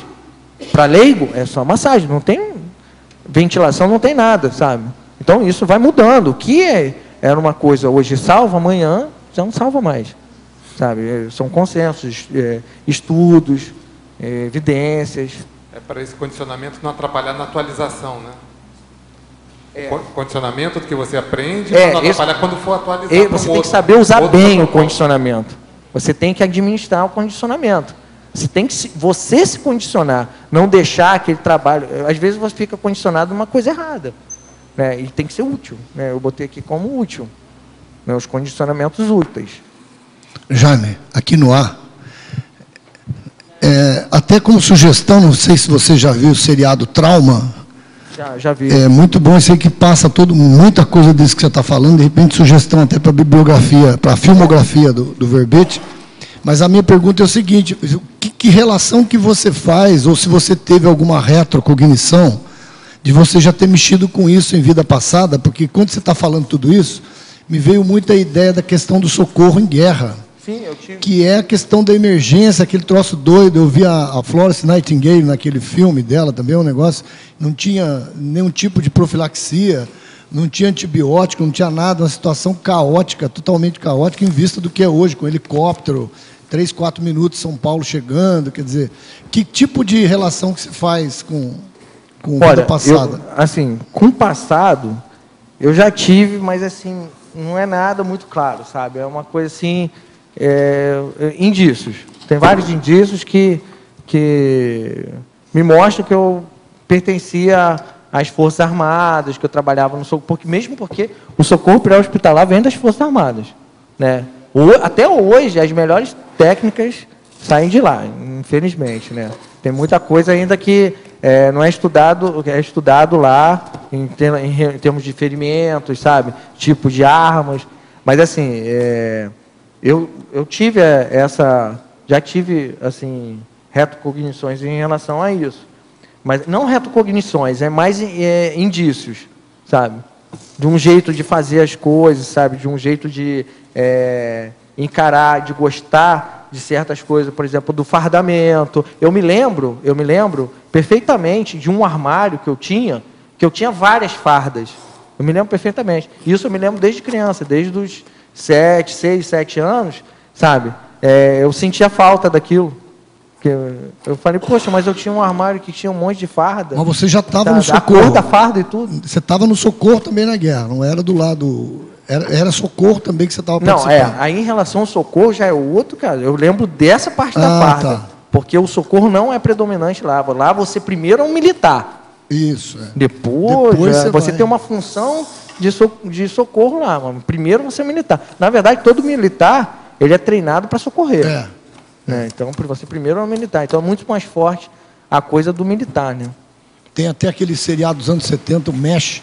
Não sei se você chegou a ver. O Alan deve lembrar, pela nossa idade, a gente lembra. Você talvez não tenha visto. Não. Mas é a questão do campo dos médicos, né, de guerra. Em relação assim, a filmes, a seriados, tem alguns seriados igual, acho que o que você falou é um que um novo acontece atual. Mesmo a ambulância saindo, né? Real, né? Lá de São Paulo, né? Não, esse é o do helicóptero de São Paulo, que não me veio o nome agora. Isso, assim, ainda mas mostra um pouco mais da realidade. Agora, seriado. Águia de São Paulo, Seriado. Seriado de Hollywood, isso tem muita coisa errada. Nossa, a gente pega assim, quem trabalha ali na assistência sabe que tem muita coisa errada ali, que não tem nada a ver, sabe? Não corresponde à realidade. Esse que eu estou falando é americano, é dos Estados Unidos, Trauma. Eles mostram, mas é americano. Sim, só que assim, Eu sei, eu conheço. Sabe o que acontece? Eles pegam um caso, mas nós faz assim um... Faz, né? Espetáculo. São 3 comerciais para mostrar que o cara fez um acesso venoso central. Sabe? É uma coisa assim, que para mostrar o sangue, sabe? Aí eu não sou... Agora, ao professor Jaime, parabéns pelo verbete. Quem socorre identifica-se em inúmeras linhas deste texto. Poderia ampliar e relacionar o socorro multidimensional com a sindromologia, página 3, a autocura definitiva da síndrome do estrangeiro através da assistência e a síndrome da abstinência da baratrosfera, a SAB, desperdiçando oportunidade de renovação consciencial? É a doutora Regina Dias, que você conhece. Sim, essa é a minha irmã. É uma das que eu agradeço muito pelo processo de resgate, né? Ela, assim, durante muito tempo eu pensava assim, poxa, mas ela é médica, por que eu não vou também? E eu gosto, sabe? E ela me ajudou muito a vir para cá, fazer a faculdade, a me mostrar. Até hoje é uma baita professora, é um ótimo exemplo, né, de profissional. E ela tem, assim, uma visão enfermeira. Agora, em relação à síndrome da baratrosfera, eu expliquei, né, que a gente... Não, o que ela falou foi o síndrome do estrangeiro. A autocura definitiva da síndrome do estrangeiro através da assistência. Então, e a síndrome da abstinência da baratrosfera. Ela me pegou, sobre a síndrome da abstinência eu falei, né? Mas eu vou falar de novo lá. Sobre o síndrome do estrangeiro, eu, quando era garoto, não me sentia daquela família, sabe? Totalmente fora. Eu não entendia, eu era muito triste. Com 11 anos eu tinha depressão, tive depressão, sabe? Engraçado que minha mãe foi orientada a tratar lá no Frei Albino, né? Eu já vi o Valdo falar, ele tinha um tratamento bem interessante. E eu acho que era uma psicóloga que o professor já chegou a falar, que ela não tinha o movimento das pernas. O Frei Albino participou de curso meu. Só que o que eu tinha? Eu tinha um parapsiquismo. Eu estava no momento assim que eu sentia as consciências, eu entrava em surto, sabe? Surto de raiva. Eu ficava com raiva e aquilo era interpretado, não, ele está com um problema na cabeça e tal. E eu, na verdade, eu não me sentia daquela família, não me sentia pertencente àquele grupo, sabe? Que é o grupo de amigos, todo aquele processo. Quando eu entrei, que eu decidi, não, vou lá para a rodovia, vou trabalhar lá. Quando eu entrei no mecanismo da assistência, aí a coisa começou a mudar totalmente. Sabe, eu virei outra pessoa praticamente, porque eu fiquei com mais motivação, sabe, para fazer as coisas, sabe, gás, eu acreditava mais em mim, sabe, eu me reconheci realmente que ali, o Jaime mesmo, lá, né, fora daquele ambiente lá, por causa da assistência. Eu assim, de cara eu não encarei que era assim, mas com o tempo fui vendo que era realmente o processo de assistência. Nos últimos dias, quando vou fazer a mobilização básica de energia, sinto rapidamente um zumbido forte no ouvido e vibração por todo o corpo. Um tempo atrás, eu demorava mais para sentir os mesmos sintomas. Ainda sinto o psicossoma sair do alinhamento do soma mais rapidamente. Isso pode ser sinal de progresso no estado vibracional e, consequentemente, no parapsiquismo? Sim. Agora, aí, o que está faltando mesmo é assistência, tipo TENEPS, né? Pensa no assunto. Os médicos que me acompanhavam no processo de recuperação pós-AV indicam que eu devo sair de São Paulo para que eu tenha uma recuperação efetiva e sem reincidência do problema. Essa informação já foi apresentada pelo senhor para outros casos em tertúlia anterior. Mas como eu trabalho em um banco público e a maior disponibilidade de profissionais para o meu tratamento em São Paulo, fico sempre com o pé atrás de tomar essa decisão, uma decisão desse tipo. Penso que saindo mais da capital paulistana em finais de semana, inclusive visitando o CAEC, eu possa melhorar o processo de recuperação. O que o senhor acha? Olha, o problema é você fazer a experiência para ver como é que você reage, porque aí tem muita coisa que é da sua intraconsciencialidade, são as suas reações pessoais, que a gente tem que ver como é que isso funciona. E outra coisa, preciso saber também como é que você está hoje, depois dos seus processos. Isso precisa de ver, em geral. Se você aparecer por aqui, a gente dá uma olhadela. Tá ok?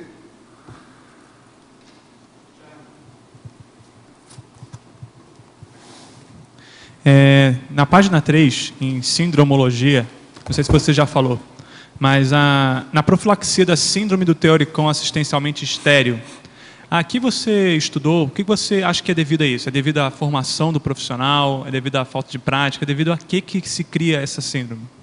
É que, assim, esse tipo de trabalho que eu me vi envolvido esses anos todos, ele é muito prático. É muito prático, eu assumo isso, assim, é plenamente prático aquele processo. Então, se você, é um jeito de você também evitar essa síndrome, de você sabe muito, sabe, mas você já foi lá, viu o paciente, e tocou nele, sabe? Quando você fala assim, olha, a pessoa tem um câncer porque ela não soube administrar bem as emoções, tal, mas você foi lá, tratou, encostou nela, você já viu, já sentiu o cheiro do câncer? Você já viu uma ferida exposta? Você já ajudou a pessoa lá até ir no local, ir até o banheiro, sabe? Você já foi lá, às vezes você julga uma doença ou outra, sabe? Porque a pessoa ingeriu gordura, tal, mas assim, é legal a gente isso pra gente, né? Quando a gente vê isso em outra pessoa, você já foi lá, já assistiu uma pessoa com AVC? Quando você assiste uma pessoa com AVE, com acidente vascular, que a pessoa está debilitada, recentemente, ela não sabe nem lidar com a mão, ela tem que reaprender a lidar com a mão, sabe? Reaprender a lidar com a perna, saber que ele vai defecar e ter que ficar algum tempo ali, porque ele não sabe dizer, olha, eu estou defecado, precisa, sabe? Ele não consegue se comunicar. E você vai lá e assiste aquela pessoa, eu acho que isso daí, você anula um pouco do teoricão aí, sabe? E esse tipo de comportamento, de postura, de você botar a mão na massa, ele é incentivado? Porque eu estou vendo que 2 pontos depois tem a síndrome da subestimação da capacidade assistencial dos socorristas jejuno. Então seria uma situação no tipo, olha, você não pode ajudar porque você é jejuno, mas ao mesmo tempo você fica teoricão. Não, você pode ler de novo? Dois síndromes depois, tem a síndrome da subestimação da capacidade assistencial no socorrista jejuno. Sim. Ele se subestima. O cara treina e acha que não está bom. Entendi. Não, ele treina. É a síndrome. Isso daí porque a gente tem muito isso no serviço. Sabe? Quem trabalha no serviço sabe que você chega para... Você está preparado para atender aquele trauma? Não estou. O cara já treinou, já tem, sabe, é certificado, tem tudo, mas ele não se acha capaz. Sabe? Isso existe muito. Sabe? Mas assim, de certa forma, você tem que saber, preciso melhorar. Mas tem outro mecanismo que é mais saudável do que isso. Tá? Não, você ficar assim, não, eu preciso melhorar, você fica, sabe, você pira, não pode entrar nessa onda não, sabe? Tem que, na verdade, o melhor mecanismo que eu acho que assim que ultimamente está sendo implantado é o brief debrief. Você vai lá, faz tudo que chama a tua equipe e conversa, gente, eu achei errado isso, e eles começam a aceitar, ouvir que está errado e porque tem um momento para aquilo, tem um campo para você chamar a equipe, porque olha, quem é colega médico, enfermeiro, qual é a área da saúde, sabe que é complicado você apontar o dedo, você estava errado ali. Tá? Agora, se você cria um momento, um campo para aquilo, e você faz, você diminui essa ansiedade. Tá? Eu não estou preparado. E outra, depois que você faz a primeira vez, segunda, terceira, você fica muito seguro. Você vai ganhando segurança para aquilo. Sabe? Bacana. Professor, como portadores de identidade extra, isso quando somos conhecidos com vários nomes diferentes, a depender do contexto, o ambiente extrafísico, onde estamos inseridos, essa diversidade de nomes, de alguma forma, não podemos considerar também como pseudônimo, uma vez que somos vários em nomes, e nenhum deles é o nosso verdadeiro. O senhor poderia comentar isso? Não é bem pseudônimo, não, nem apelido, não. Cada um tem seu jeito de ser. Há muito processo de designação das pessoas. Isso aí tem que ir com calma, tem que entender. Identidade extra é uma coisa, o resto é o resto. De um modo geral, os hospitais do plano extrafísico estão sendo amparados por amparadores ou guias cegos, ou isso depende do grau de evolução do profissional que está atendendo. Não, geralmente aqueles que têm de grande assistência, que é o chamado paraambulatório, são amparadores de alto nível. Como proceder o profissional da saúde do ponto de vista energético, quando, apesar dos esforços, ocorre o óbito inevitável, ou quando o paciente já chega em óbito, mas os parentes se tornam os pacientes que necessitam de amparo? Isso é para você. Tem até um filme lá, eu acho que é Taxi Drive, né? Que conta a história de um socorrista, e isso acontece muito também no meio. Ele, por não ter essa visão multidimensional do processo, tudo, ele vai lá socorrer, aí ele não consegue salvar. Porque ele sente aquela gratificação, sabe, de ajudar. Ele se sente herói. Quando ele vai lá e faz assistência, ele não consegue trazer a pessoa à vida, aí ele começa a entrar num processo de angústia, né? Ele fica desanimado, desapontado com a coisa. Parece que um amigo ele fica desapontado com isso daí. Mas assim, olha, uma coisa que eu não consigo passar exatamente todo o multidimensional para os meus alunos. Mas o que eu passo é o seguinte: eu dou aula num curso técnico de enfermagem e eu passo assim, olha, vocês estão para assistir desde o nascimento até a morte, sabe?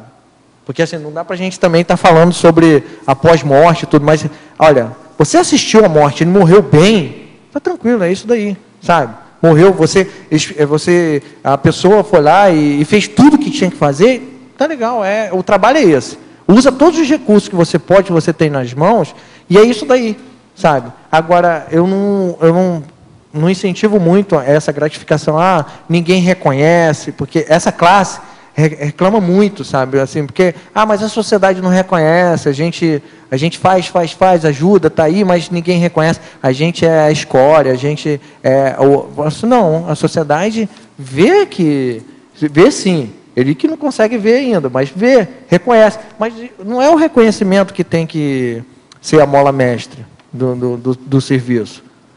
Eu acho que assim, a pessoa tem que entrar para o processo e não ficar trabalhando só essa coisa eu sou reconhecido, eu sou o herói para a sociedade. Então eu falo até do mito aqui, um dos mitos é o mito do herói socorrista. Ele não é herói. O socorrista não é herói. O socorrista é um profissional como o professor é. Eu acho que assim, muitas vezes o professor resgata muito mais do que muita gente que é socorrista, sabe? Ele vai lá, ele vê as dificuldades da família, ajuda, resgata, né? É um resgate até de esclarecimento, acho que até mais consistente. Que vem bem de encontro à questão por exemplo, você está agora mais na área da educação lá no SAMU, né? Eu estou na parte da educação. Quanto que você não está assistindo a mais, formando o efeito multiplicador do conhecimento do socorrismo, que você, enquanto indivíduo, não vai estar em todas as situações, mas 10 alunos que você ensinar a socorrer outras 10 pessoas, né, você vai estar aumentando isso daí. Esse dilema é o dilema do tratamento fútil. A medicina, com o desenvolvimento das técnicas, da tecnologia, começou a perseguir muito a questão da cura da morte, na realidade. Então, é como se fosse um grande demérito, uma coisa ruim você não alcançar a cura da morte numa intervenção que você faz, né? Isso é realmente a questão do tratamento fútil, né, da obstinação terapêutica ou da distanásia, né, que a gente está estudando e eu, em breve, pretendo trazer para discussão aqui. Por exemplo, o pessoal está muito preocupado com o tratamento do câncer e tudo tal. Agora tem um processo de humanização, né, que você traz o paciente para dentro da casa. Para mim, isso foi um avanço muito maior do que muita medicação que veio até hoje. Porque, assim, a gente veio para ter a convivência com os familiares, né? Então, assim, a pessoa está com processo de câncer, você instrumentaliza ela para ela vir para casa tratada, sabe, para dessomar ali, assistida, Eu acho, para mim, isso é um avanço muito maior do que a medicação. Agora, vai explicar ainda isso, não tem como você explicar. Né? A questão dos pacientes crônicos, só para complementar esse raciocínio. Eu estou com 3 pacientes que estão dessomando. Eu disse, puxa, mas caramba, a gente só trata ruínas, né? E eu sei que vão dessomar e tal. E ela me lembrou mesmo, mas escuta, o efeito daquilo que você está fazendo vai ter um efeito multidimensional lá na frente. É a bile que você está drenando, é o remédio que você está aliviando a dor. Então, isso vai ter um efeito pós-dessoma. E a gente tem que lembrar disso quando está tratando os pacientes. Então, a gente não tem que perseguir a cura da morte. Assim, a gente tem que pensar, sair da medicalização, do processo de medicalização. Exatamente. Tem que pensar o seguinte, a psiquiatria, eu vi o verbete que falava sobre psiquiatria, né, e conscienciologia, do Luiz. Eu esqueci o nome da doutora. Luiz. Luiz Ferreira, né? Da Adriana Chalita. E ela explicava alguns fatos. Hoje, o tratamento da psiquiatria em si é botar ele dentro da família. E a família quer empurrar ele para fora da família. Né? E o governo, assim, claro que tem outros interesses, mas o governo entendeu que ele tem que estar dentro da família. Sabe? E a gente, com visão multidimensional, a gente vê que é dentro da família que vai ter o tratamento. A questão dos cuidados paliativos porque ele não está sozinho. Você não chega na casa de um paciente e só tem um surtado. Geralmente aquilo dali é que ele foi a esponja do processo. Né? Tem todo mundo ali, você vai olhando assim. Jaime, falando em família, né, vendo aqui vocês aqui todos juntos aqui na frente, eu fiquei pensando entre o menino raivoso que você fala e descreve quando você era criança e o resgate que você pôde ter quando você teve o seu filho. Eu queria saber como é que foi essa experiência de ter um filho, de ver toda essa modificação que isso aconteceu. Só para falar que eu tinha o biotipo que o professor falava assim, tá na jura, sabe? Eu era fininho, tinha uma cintura dessa grossura, assim, bem fininho, e minha irmã falava que eu tinha, parecia que ia quebrar no meio, sabe? Era muito magro, eu tinha intolerância à lactose desde criança e minha mãe encharcava leite, sabe? Para sair de casa eu tomava um copo de leite, aí ia no banheiro 5 vezes. Eu só ia no banheiro depois das 5 vezes, mas ninguém entendia que aquilo era intolerância à lactose, e eu vivendo magro, sabe? Hoje, se você vê que eu tenho energia, é da assistência, do processo meu de trabalho, dos trabalhos que eu me envolvi, porque assim, só para dizer, eu trabalhei mais de 10 anos com mudança. Eu contabilizei que eu entrei em casas, com mudança residencial. Eu tinha um caminhão, eu fazia mudança. Eu contabilizei 6.000 casas que eu entrei. 3.000 casas em 10 anos. No SAMU, eu contabilizei 6.000 casas que eu entrei. Então, você entrar numa casa, você tem toda a assimilação. Sabe? Uma casa de doente, você tem muito mais assimilação. Então, assim, isso me tridatizou. Eu aprendi muito de mitridatização com uma professora lá da UniOeste, né? O Cristiane Ferraro. Eu aprendi essa palavra com ela lá. E assim, eu aprendi... Não, na verdade, eu dei o nome por uma coisa que eu já tinha desenvolvido. Eu me tridatizei energia nisso daí. Aquele menininho que era seco, ganhou energia com assistência, indo para frente lá da energia, né? No teu verbete, na página 3, em antagonismologia, eu queria que você falasse sobre o antagonismo, ação interassistencial, ação interpresidiária. Depois tem um colega aqui do lado que ia fazer uma pergunta. Qual que é? Antagonismologia. Sim. Página 3, sobre o antagonismo que você trouxe. Isso daqui, é uma coisa que mais me preocupava quando eu comecei a trabalhar. Porque, assim, para quem estudou um pouquinho de Conscienciologia, sabe, você sabe da tua responsabilidade de ação. Todas as suas ações têm uma reação e têm uma responsabilidade muito grande. Então, assim, o meu maior, medo era fazer alguma coisa que, em vez de ajudar, eu me comprometia. Porque, assim, eu tinha toda uma equipe lá já fazendo, e a equipe, às vezes tinha um pensamento diferente, não era aquilo que eu queria, e acaba você entrando num pensamento errado. e tomando uma atitude errada, sabe? Então, assim... Você fala em função do trabalho de equipe. Em função do trabalho de equipe, em função de equipe. Tá. Porque, assim, quando você estuda um pouquinho de Conscienciologia, eu acho que isso até me ajudou por fato da liderança. Você se coloca responsável por aquilo dali. Sim. Mas nem sempre você é o cabeça. Isolado. Sabe? Eu era um socorrista. Eu tinha ainda um enfermeiro, tinha um médico, sabe? Eu tinha ainda o médico regulador. Então, eu estava ali, mas eu tinha toda uma ação, sabe? Então, não só em equipe, para mim mesmo. Então, aí depois você faz a primeira, a segunda, a terceira, você sabe que aquilo dali está certo, é daquela forma, você ganhou proficiência, aí você se sente seguro que aquelas ações não vão criar uma interprisão grupo kármica. Entendi, nesse sentido. Sabe? Tá. É assim, é você entrar, fazer assistência lá na casa do paciente, sair e ter saldo positivo, sair, sabe, com nenhum processo.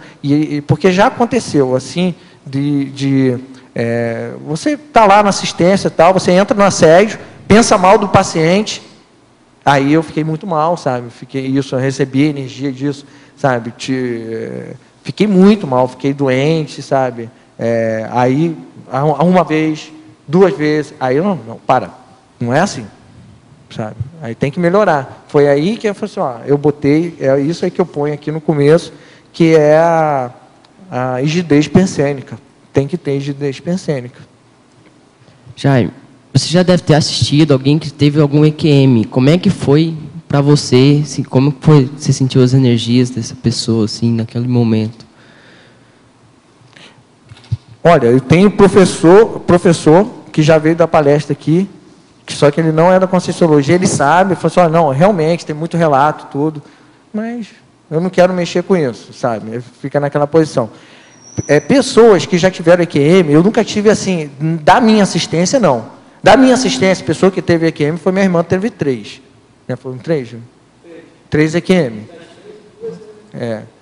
E assim, e ela, tem uma até que eu falo aqui que não é bem ela, mas ela é uma das assistentes, ela como minha assistida, né? Porque ela é do meu grupo Karma. O grupo Karma como um dos primeiros assistidos, né? Então, ela já foi atender de ambulância lá na casa dela. Não é bom, é horrível, mas a gente teve que fazer isso, sabe? Mas, assim, EQM, por exemplo, eu tenho uma sobrinha que teve uma EQM, relata a EQM todinha. Hoje ela está estudando, acho que ela até está vendo verbete. Ela teve uma EQM com 4 anos de idade. Ela tomou uma medicação que era da avó dela, ela praticamente, os sinais dela baixaram todos, ela encontrou um amparador, encontrou uma pessoa, o amparador mandou ela voltar, ela não queria voltar, sabe? Tem todo aquele processo assim. Sério, é a experiência que eu tenho em relação a EQM. Com o paciente, ainda não. Senhor Valdo, no DAC, o senhor pode expandir um pouquinho o argumentário? O argumentário, nós falamos o seguinte: eis, dentre as áreas dos parafenômenos listados, 2 que apresentam interrelação mais íntima de gemelidade funcional. A conexão primária, sinérgica em crescendo, autoextrapolaciologia e a grupo extrapolaciologia. E a conexão secundária, grupo extrapolaciologia e parabanhologia. E tri-mega parafenomenologia e tri-recepciologia.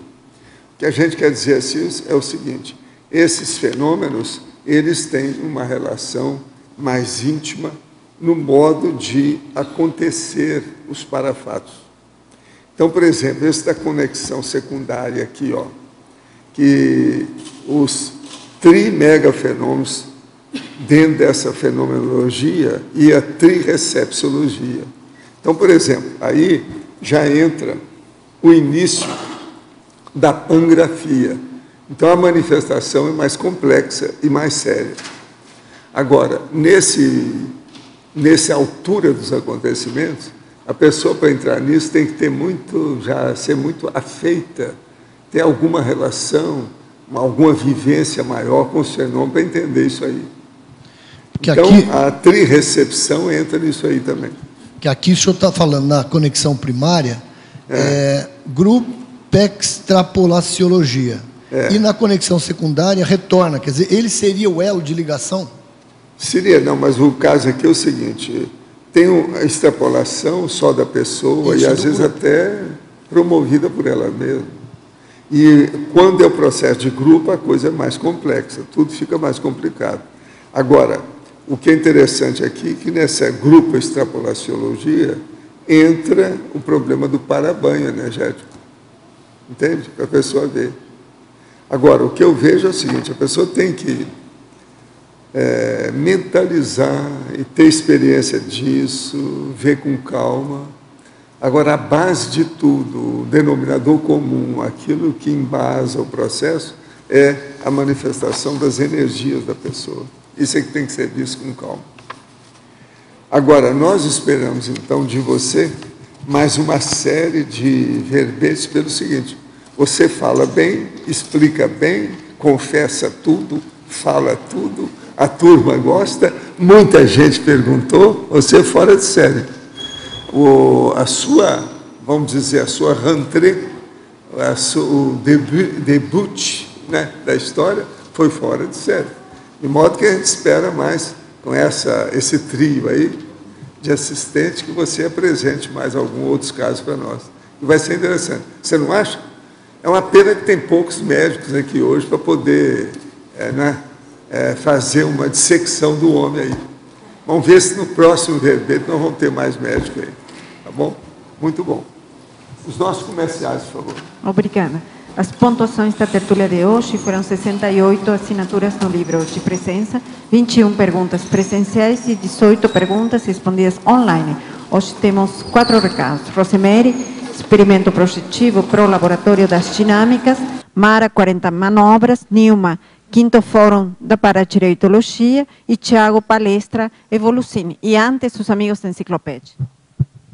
Boa tarde. Essa semana nós teremos um feriado prolongado, um evento importante do IPC que recebe muitas pessoas de fora. Então a gente convida todos que visitarem aqui a Cognópolis Foz, que conheçam e que aproveitem a holoteca, o holociclo, o tertuliário, com as mini tertúlias, círculo mental somático, as tertúlias diárias. E lembrando que todos esses ambientes são mantidos por você, que é amigo ou amiga da enciclopédia. E se você não é e quer se tornar, é muito fácil. Você entra em contato com o CAEC, quem é de fora, ou se você vier até aqui, passe na recepção do CAEC e peça para ser amigo da enciclopédia. Quem é de fora pode ligar para o 45 35 25 26 52. A gente espera por vocês. Boa tarde. Nós convidamos a todos para um experimento projetivo a ser realizado aqui no CAEC, que vai ser ministrado por 6 EPICONs. Então, é uma atividade inédita. A cada noite, um EPICON vai comandar um experimento projetivo.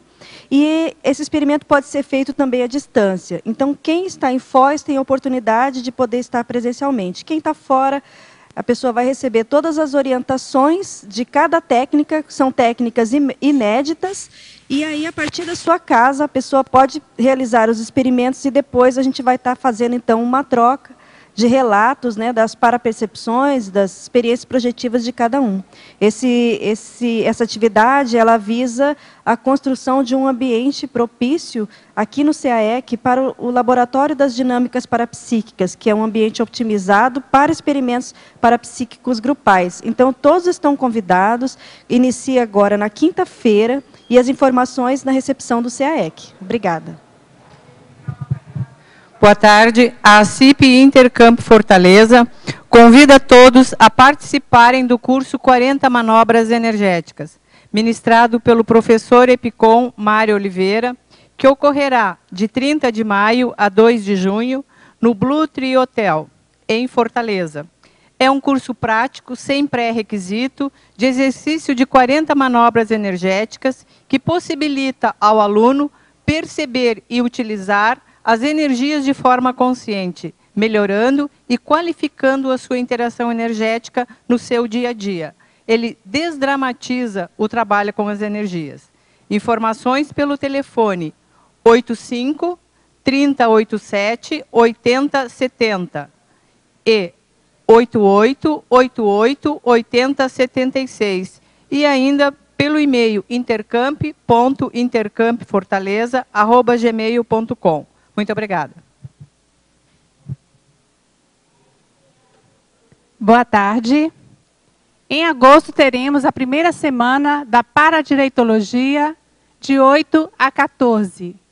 Cosmovisiologia Paradireitológica é a temática do 5º Fórum da Paradireitologia, que inicia dia 8 de agosto, com a dinâmica parapsíquica aplicada à paradireitologia.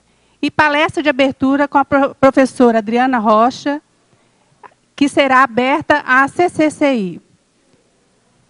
Dia 11 de agosto será a inauguração do Laboratório da Paradireitologia.